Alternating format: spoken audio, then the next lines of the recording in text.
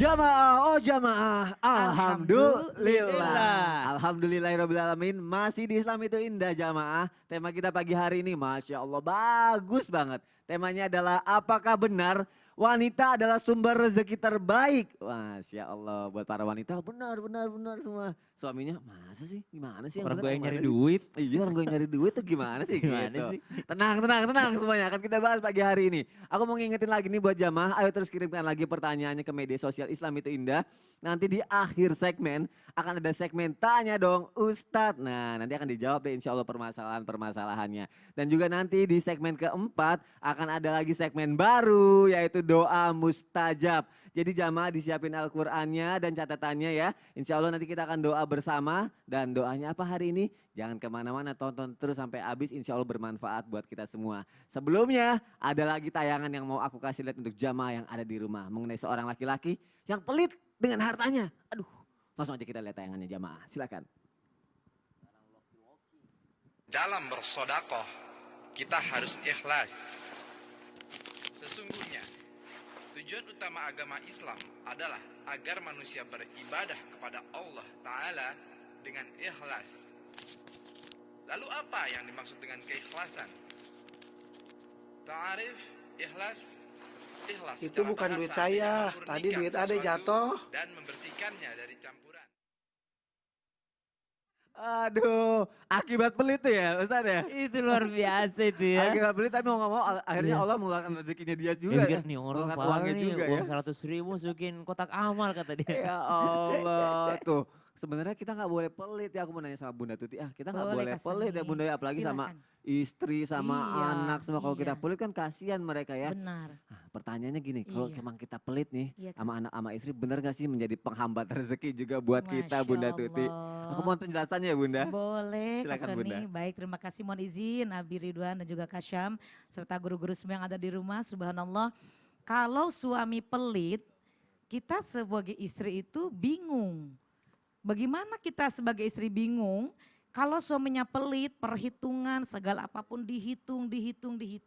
Nah maka rezeki itu akan berkurang dan tidak akan pernah merasa percaya. Jadi suami yang pelit itu adalah suami yang betul-betul menginginkan apa yang sudah dia dapatkan itu tidak ingin diberikan sepenuhnya kepada istri. Sedangkan kewajiban suami itu adalah memberikan nafkah kepada anak dan istri. Dan Rasulullah SAW mengatakan bahwa sodako yang paling berharga itu, sodako atau perbelanjaan, perniagaan yang paling indah itu adalah memberikan sodakonya, memberikan hartanya itu kepada anak dan istri. Nah sedangkan di sini pertanyaannya, suami ini pelit bagaimana? Nah, apakah menjadi sumber daripada Penghambat rezekinya harta ya? seretnya Seret ya? rezekinya? Iya betul, bisa dikatakan betul juga ya, tapi mudah-mudahan ini Bunda mohon maaf, mohon izin. Bukan betul seperti yang tok gitu betul, tapi karena kita lihat dulu ya seperti ini. Kebutuhan di rumah tangga itu yang tahu memang sehari-hari di rumah itu istri. Kan kewajiban suami itu bekerja, Iya. sudah bekerja kan mendapatkan uang, Iya. mendapatkan rezeki. Semestinya suami itu akan melihat kemudian apa saja yang dibutuhkan di dalam rumah tangga. Ya. Karena secara detail-detail itu suami kadang tidak tahu kan. Nah yang tahu itu adalah istri. Ketika istri membutuhkan uang untuk mengalokasikan daripada kebutuhannya pos 1, pos 2, pos 3, pos 4. Nah ketika suaminya menahan uangnya, bagaimana seorang istri bisa memberikan atau bisa mengeluarkan pos-pos yang dibutuhkan itu. Maka ada pelit, ada hemat.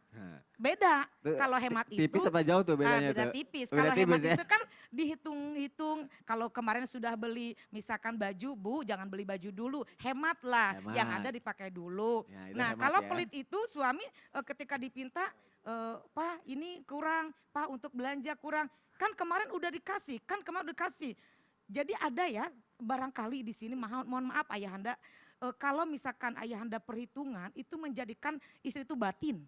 Oh iya. Batin itu. Aduh. Ih pusing. Apalagi kalau istrinya hanya mengharapkan gaji dari suami. Nah. Sedangkan ini ironinya suaminya pelit. Aduh, Aduh. itu suami yang seperti itu mungkin ya kita harus memberikan nasihat kepada ayahanda.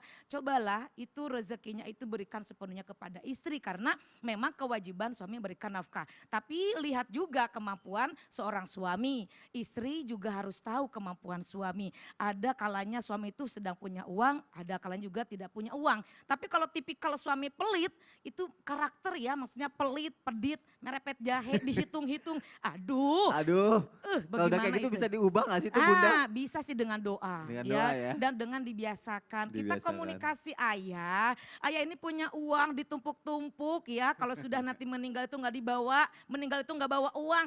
Sekarang jadi suami pol-polan, kasihlah istri. Nah. Jangan perhitungan kebangetan, aduh apapun. Saya itu ya waktu belum nikah sama kamu, uang saya tuh segini utuh. Lah udah kewajiban emang menikah, komitmen konsekuensinya memang harus berbagi. Dari siapa istri? Untuk belanja, untuk beli ini, keperluan itu ya. Kalau suaminya pelit, waduh itu kasihan. Biarlah Allah yang memberikan jalan keluar dengan sering mendoakan. Ya Allah semoga suami tidak pelit. Padahal tadi kan Bunda ngajarnya kalau kita ngasih istri bersyukur dan menerima maka rezekinya kan ditambah ya. Betul. Ini kalau nggak Jadi ngasih semakin pelit, semakin seret. semakin seret jadi ternyata Semakin kayak perhitungan, gitu. semakin pusing juga suaminya. Iya. Apa-apa dihitung. Apa-apa dihitung kebanyakan gitu ngebul otaknya. Lagian kan kasihan anak istrinya kan butuh buat urusan Benar, dapurnya, iya. untuk jajan anaknya. Kan kalau Iya. misalnya kita ngasih lebih sama istri kan istri juga bisa dandan cantik buat kita juga ya. Benar Kak Sony. Masya Allah. Berikan yang terbaik buat istri maka istri Iya. akan memberikan yang terbaik buat kita. Rumah Itu. tangganya insya Allah harmonis ya Bunda. Itu yang diharapkan. Masya Allah, jazakallah Iya, khair Bunda Tuti. sama-sama, Kak Sony. Masya Allah, jamaah seru kan pembahasannya. Nih, tadi aku janji mau ngasih pertanyaan juga nih ke Ustadz Ahmad Ridwan nih. Iya. Ini pertanyaan mungkin menjadi keluh kesah juga ya. Karena tadi aku sempat bilang kalau misalnya benar nggak sih rezeki istri lebih banyak daripada rezeki suami. Nah kalau emang benar kayak gitu tadi kan Ustadz Ahmad Ridwan bilangnya itu kan cuma Allah yang bisa menilai. Akhirnya timbul pertanyaan gini, kalau emang benar rezeki istri lebih banyak, kenapa harus nyari nafkah itu suami gitu? Iya, Gimana? karena istri kan dicipta dari tulang rusuk kan, Ya. dan suami itu menjadi tulang punggung. Jangan jadikan tulang rusuk menjadi tulang punggung. Jangan kebalik ya. Jangan kebalik itu sebenarnya. Nah Itu kalau kan. kayak gitu berarti apa yang harus dilakukan seorang istri terhadap suaminya? Mendukungnya, supportnya seperti apa? Silakan Siap. Ustadz Ahmad Ridwan. Jadi dia bisa Bismillahirrahmanirrahim. Jadi dia bisa melakukan sesuatu yang memang bisa menyebabkan suami akan jadi lebih giat pastinya, jadi lebih berhati-hati juga dan jadi lebih semangat. Saya katakan kenapa hal ini harus dilakukan oleh istri. Karena salah satunya adalah yang sangat berpengaruh besar kepada karir seorang suami, penghasilan seorang suami, istri. Coba lihat, Napoleon Bonaparte bertekuk lutut di kaki siapa? Istri, Siapa? si Deng deng deng deng deng deng deng kan? Aminah. Bukan, bukan. Cleopatra, ya kan? Nah, artinya apa? Di sini kita ambil pelajaran bahwa sesungguhnya seorang singa Eropa aja katanya begitu kan, bertekuk lutut di sana. Ya. Nah, ada woman behind the scene katanya, seorang wanita di belakang layar ini yang selalu mengangkat kedua tangannya, mengucurkan air matanya, ya Rab, ya Rab, ya Rab, ya Allah berkahi, ya Allah berkahi, ya Allah berkahi. Kita tidak pernah tahu jangan-jangan rizki para suami itu berlimpah karena istri dalam doa-doanya, dalam bait-bait doanya, dalam sujud simpuhnya, dalam meletakkan kening terbaiknya di hadapan Allah Subhanahu wa taala. Ini dia, doakan suami. Yang kedua, lepas suami itu dengan dengan nasihat. Kalau dahulu ibunda Fatimah radhiyallahu anha warḍaha itu melepas Ali bin Abi Thalib dengan mengatakan kita sabar untuk tidak makan, kita sabar atau kami sabar untuk tidak makan, tapi kami la nasbir 'alan nar walau sa'ah, tapi kami tidak bersabar, tapi kami tidak kuasa, tapi kami tidak kuat ya berada di api neraka walau cuma sesaat.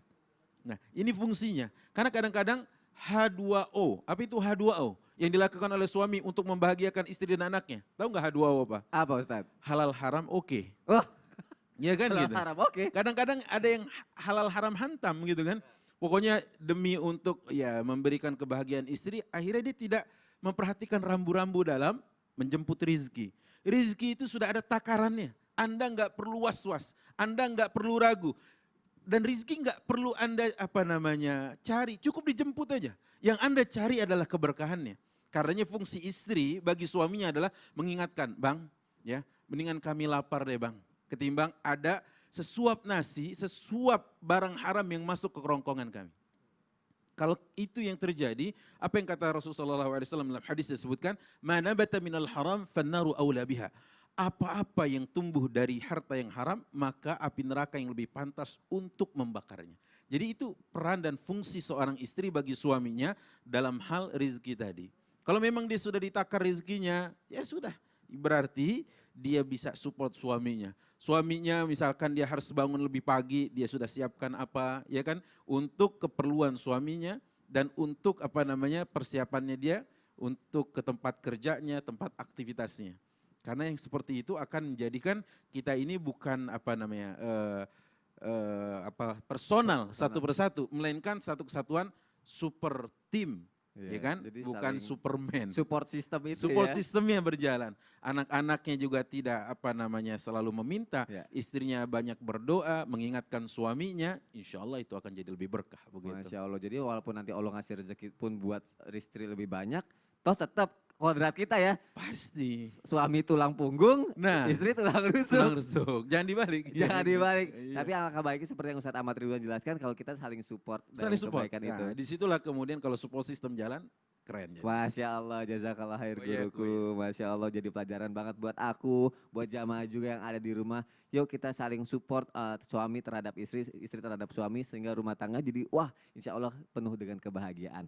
Nah jamaah yang ada di rumah, langsung aja kita akan masuk ke segmen Tanya Dong Ustadz. Ini udah banyak nih jamaah yang udah mengirimkan pertanyaannya ke media sosial Islam itu Indah. Langsung aja ya dijawab sama guru kita ya. Siap? Langsung aja, ini dia segmen Tanya Dong Ustadz bersama Ustadz Syam. Silakan Ustadz. Tanya dong Ustadz. Deng, Gitu deng. dong. Masya Allah. Terima kasih banyak jamaah yang dimuliakan Allah Subhanahu wa Ta'ala yang telah mengirimkan pertanyaannya ke sosial media Islam itu Indah, baik melalui Instagram, Twitter, ataupun Facebook. Maka insya Allah sudah masuk 2 pertanyaan yang mudah-mudahan mewakili pertanyaan jamaah yang lainnya. Pertanyaan pertama langsung aja nih dari @maminya Nadia ya. Jadi @maminya Nadia. #tanya dong Ustadz. Nah, tapi adakah nih yang bilang katanya rezeki seorang laki-laki terletak pada bakti kepada ibunya meski sudah beristri. Benarkah begitu Pak Ustadz? Mohon pencerahannya. Masya Allah, terima kasih banyak untuk maminya Nadia yang telah bertanya tentang rezeki itu tergantung bakti seorang anak kepada ibundanya atau kepada kedua orang tuanya. Allah Subhanahu wa Ta'ala sudah menggambarkan bagaimana kedudukan orang tua di dalam Al-Quran. Kita sudah ketahui bersama. Kemudian kita diminta oleh Allah Subhanahu wa Ta'ala, anishkurli wali walidaik ilayyal masir. Bersyukur kepada aku kata Allah dengan cara apa? Bersyukur pula kepada kedua orang tuamu. Namun perlu kita perhatikan ketika berbicara tentang bersyukur kepada orang tua, ayat ini berbicara tentang bagaimana ibunda hamil, kemudian melahirkan dan juga menyusui anak-anaknya. Maka bersyukur kepada orang tua. Jikalau engkau ingin rezekimu seperti raja, maka jadikan orang tuamu seperti raja. Bagaimana perlakuanmu terhadap orang tuamu, begitu pula rezekimu diatur oleh Allah Subhanahu wa Ta'ala. Ada orang yang memperlakukan orang tuanya seperti budak, maka dia tidak akan pernah mendapatkan rezeki dari Allah Subhanahu wa Ta'ala yang lancar gitu.